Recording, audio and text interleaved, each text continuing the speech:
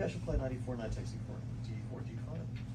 Yeah, king c1, bishop f5, or d is d4 fine? d4. I'm not sure.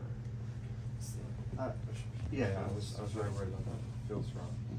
I thought knight e6 would be okay, so knight e7, take. But instead of rook d8, I thought maybe like bishop f6. Oh. I just play this position.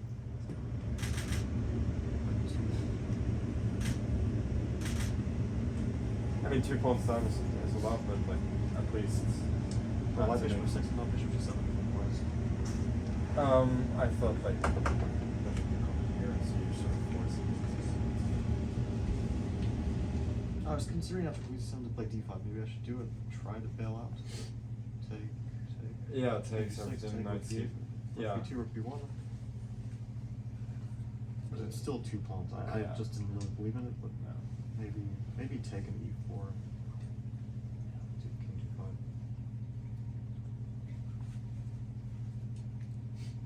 Yeah, I think rook b2, rook b1 is just not.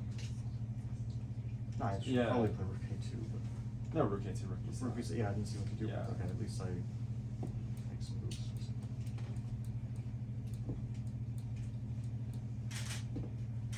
Yeah, but like, even though not really, like queen g4 is takes. No, that looks terrible.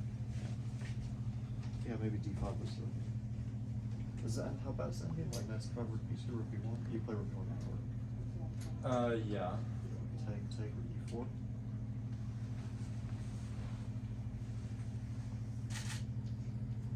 Sure.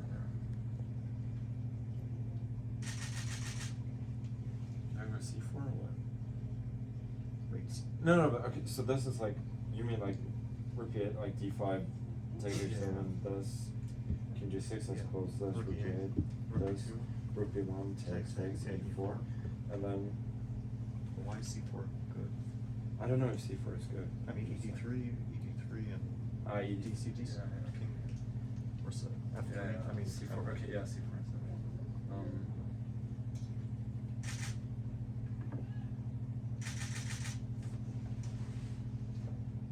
and d and rook b4.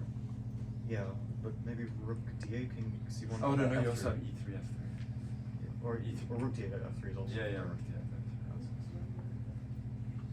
Yeah, but this is. I don't know why I didn't consider it further. I just like saw kind of assumed 2 pawns down. E4, rook b6.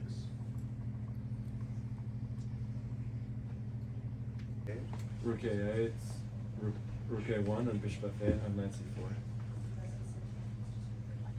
Yeah. Yeah, that's pretty bad. I mean, still rook b4. Yeah, I don't believe that at all.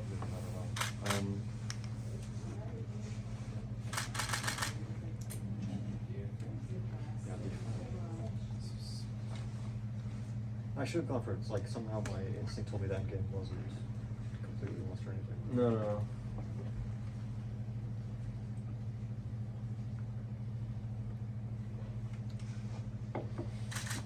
The opening, like, I have something. But I thought maybe it's not a bad idea, g5. No, I thought it was very interesting. I didn't mind it, but yeah, it's very interesting. Could also start with d5 maybe. I thought like g4 and 4 was good for me. Oh, you mean start with d5 instead of g5? No, g5 take d5. Oh, takes d5. Yeah, but I mean I go g4 regardless, right? Oh, anyway. Okay, yeah. But like fg takes. Should be good for yeah, no, maybe e5 is correct. Yeah, What kind of player he is and what kind of chess you can have when you play freestyle chess. It is simply magnificent, if I have to say that, about this game. What an original game. And joining me now is Magnus Carlsen. Magnus, congratulations first of all on the game. Your fresh thoughts about the position from the very beginning. It looked as though you were doing very well after bishop e3, and then he just kind of exploded the position with g5. What were you feeling right at this moment? No, yeah, as you said, I was feeling quite good after the opening.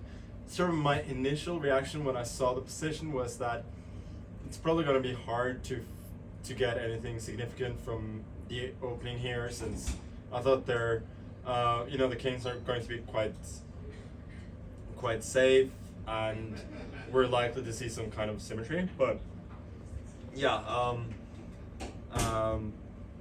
G5 sort of blew everything open, and I obviously love to see it.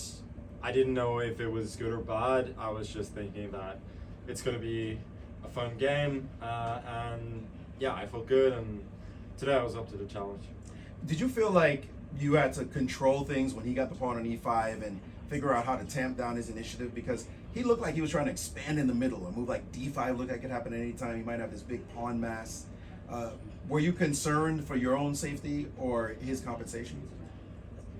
No, I wouldn't say I was concerned. I was trying to sort of fight fire with fire there, not backing down and trying to play actively. Like long term, with the kind of pawn center he has, it's going to be quite bad for me. So I have to play actively. I have to play tactically, and like short term, for instance, there are some problems. Like his bishop on h8 could be a fantastic piece, or it could be a bad piece, if it doesn't get into the game. And yeah, it was really fun position. I thought I was seeing the tactics quite well, and obviously there's always a chance in such a game that you've missed something and then you end up just losing without a fight. But I always believed in my calculation, and at the end getting to just, I don't know, I felt like at some part of me felt like I should think more, but I just thought the idea of playing g5 and then just walking the king up was so beautiful, and with my pieces placed as perfectly as they are, especially the knight and e4, I felt like things couldn't really go wrong. Yeah, I was struggling to find a move right at that moment. I came up with queen a2, knight g3, looked good, and then you play g5. I was like, oh, okay, that gets the job done. Yeah, I mean, I feel like the game just flowed. Like I barely made like a waiting or a passive move in the whole game. Like everything was just super tactical, and honestly, like this is what we play freestyle for. It's for games like this, when it's just free flowing and fun. That was exactly the point I wanted to make, just backing up. You see an original position like you saw on the board. It's impossible in regular chess, 5-18 position, to play a move, and on move one, a pawn's hanging instantly. And maybe a piece is threatened. Like you're taking a pawn and a piece right away, so crisis starts right away. Is that the kind of excitement you want to see? You're happy to see that freestyle provides that kind of instant imbalance that just normally never happens in our game? Yeah, it's definitely fun, and you have these variations as well, like which I've actually seen before, not in that position, but in similar positions, where each queen goes knight hunting on the side, but usually you want to be on the white side of that because you have an extra tempo, and usually you get the better of that. But it's what we want. It's a fresh position from move one, and even though my first impression was that this one may not be the most exciting one, it turned out to be a fun game. And I gotta say, I gotta give props to Fabio as well. Like if he doesn't go g5, then this doesn't happen. Like he really put me to a serious test, and the result was a really fun game. I'd be remiss if I didn't at least get to a position in the game. I wanted to go a bit earlier. What was the critical moment, I guess somewhere around here, that you felt the game changed? Like something like this. The engine loved. First of all, I loved finding the idea of bishop e4. So otherwise he goes d5 at some point, and my bishop is sort of shut out.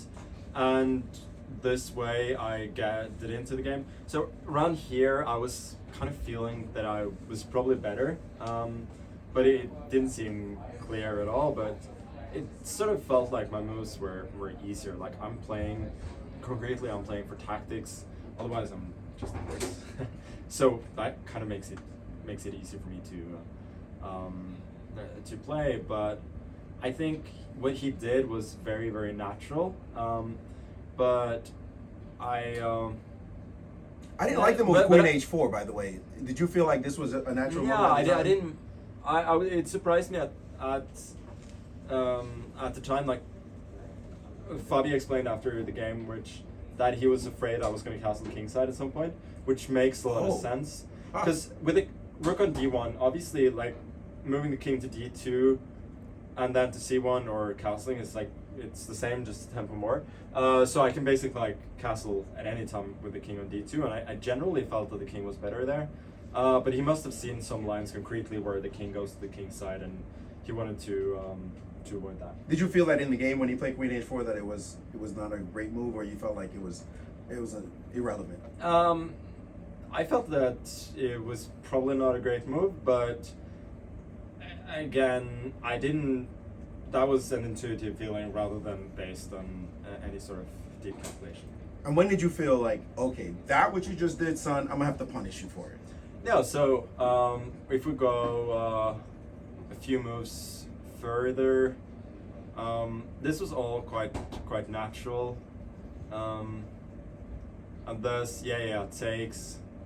This was an interesting moment actually, because my original idea was to play the move c4 here, but this is actually quite bad because he goes d5, cd5, and now specifically cd5, which you kind of want, you often like discard immediately because you think you grab the queen and then knight c5. And then I realized that he just goes bishop c8 and I'm dead lost. Since if I take the pawns, he goes rook b8 and all of that, then he invades, and otherwise he just has two bishops and rolling pawns. So I had to sort of find something new there, but I didn't feel like the position was super critical. Like I felt like there should be something, and I love like the sheer sort of stupidity of just grabbing the pawn on b7. No, as I did in the game. Like it kind of feels absurd just to take this pawn, open the lines and everything. But what I'd seen is that we get this potential scenario of good knight versus bad bishop. Like once the pawn on d7 falls, then game is over, right? Yes. Even if he gets both my pawns on the queen side. So I felt like even though this kind of looks like madness, king in the center, grabbing all these pawns, even the knight on e4, right? It looks pretty. It's not stable because he can attack it at some point. I felt that it was always sort of justified tactically, and I was extremely happy to see the move rook takes b2 later on. Then I knew that I was winning. Right here, he could have played bishop g7. Yeah, bishop to g7. deal with the I also queen thought a7 about tactic. bishop f6 actually. Even this. Yeah, even this. And then it's just, I mean, engine says that white is better, but much better. But I'm 2 pawns up, but his pawns look menacing, and it's not obvious that my king is safe. So I didn't think that this was too clear. But when he took the pawn, though, that then everything, like that's the sort of the line that I calculated, and now everything falls into place. Now it's now everything is just just very, very simple. You said you saw this coming. The rook b2. Was Yeah, something- rook b2. I knew that was a mistake, like because now I get to activate my pieces, and I get to spawn on d7, and once that pawn falls, it doesn't really hardly doesn't even matter what kind of tactics and so on he might have. They're not going to work. And yeah, of course, rook f3 was important. It was not very hard. Well, not very hard for some people, but great find. Listen, fantastic game, great entertainment for sure. Last thought before we let you go. Tomorrow, you're up 1. Usually you play for a draw, like you shut things down. That's the point. You cannot do this. You can't do it in freestyle. Yeah, and that's what's so fun about it. Like, even if you win as white, then as black, like making a draw on demand is white. Like, it's much easier, but it's far from easy. And certainly tomorrow, I just gotta try and play a normal game, try and have fun like today, and you know, hopefully it's gonna go well. Yeah, it's a new day, it's a fresh position, and new chances. Sorry, my producer has asked me to ask you a fresh situation as well, playing on a yacht. What's that about? How did that feel playing on it? It must be your first time, a competitive chess game on a yacht. Yeah, I mean, when you're sitting at the board, doesn't really matter. But it was certainly a nice venue. All right, well, thank you so much. We're gonna let you go. We got an interview now with Mike Klein, with the yacht captain. Magnus, thank you so much. Great win. But stay for this interview as Mike talks to the captain of this yacht, this great venue that we'll play on again tomorrow. As well, then we've got to do that. Then we've got time. Thank you so much. You're welcome. I was trying to take care of your wish too.